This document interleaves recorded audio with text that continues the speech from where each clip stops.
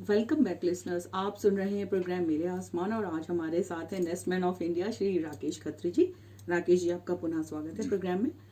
राकेश जी, आपको बहुत सारे अवार्ड से नवाजा गया है और बहुत जगह आपको लोगों ने सम्मानित किया है, तो आप अपने अवार्ड्स के बारे में प्लीज कुछ बताएं लिसनर्स को। देखिए, मुझे सबसे पहला अवार्ड मिला था हाउस ऑफ कॉमन लंदन में, जब बुला के जी सम्मानित किया गया था जी और जी बहुत बड़ी बात है ये। जी उसके बाद लिम्का बुक में रिकॉर्ड्स में मेरा नाम आया, जी इंटरनेशनल बहुत सारी रिकॉर्ड्स की जो बुक है उसमें जी मेरा नाम आ जी गया। गिनीज के लिए हमने आपकी अवार्ड पिच किया है, वो भी जी हो जी जाएगा। जी नेशनल अवार्ड मुझे मिला।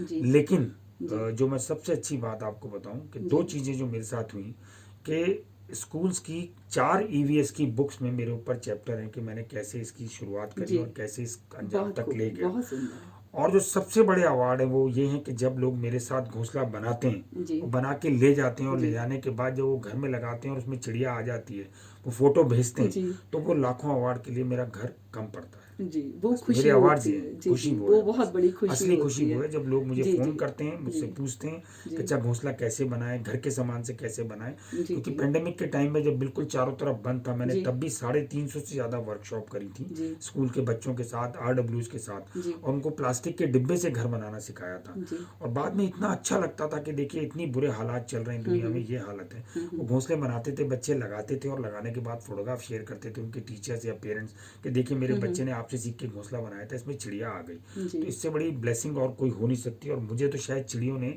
इफरात के अंदर ये ब्लेसिंग जी दी है कि जी, साहब आप बनाते जाइए, हम उसमें बसेरा बनाती जाएंगे। बहुत खूब, बहुत खूब।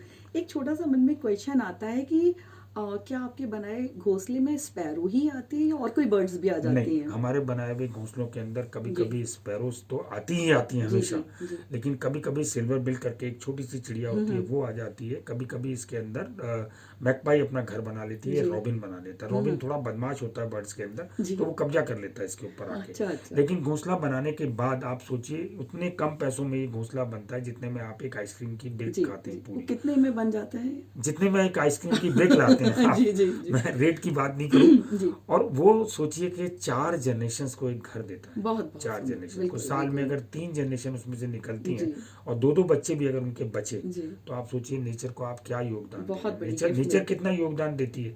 घोंसला अगर मैं नहीं बनाऊं तो है। जी नेचर तो डंडियां गिरा देती है, नीम की हाँ पत्ते हाँ अलग हो जाते हैं जी और डंडियां उससे हाँ वो हाँ घर बनाते हैं। जी तो मुझे लगता है कि हमें बनाना जरूर चाहिए एक बार घोंसला लाइफ में। जी जी, बहुत सुंदर विचार और बहुत खूबसूरत आपकी मुहिम है। तो लिसनर, समय हो चला एक ब्रेक का, मिलते हैं एक ब्रेक के बाद। सुनते ही रेडियो कट कट कट।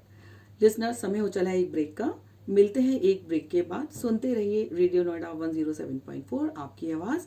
और हमारे गेस्ट हैं nest man of India Rakesh Khatri ji.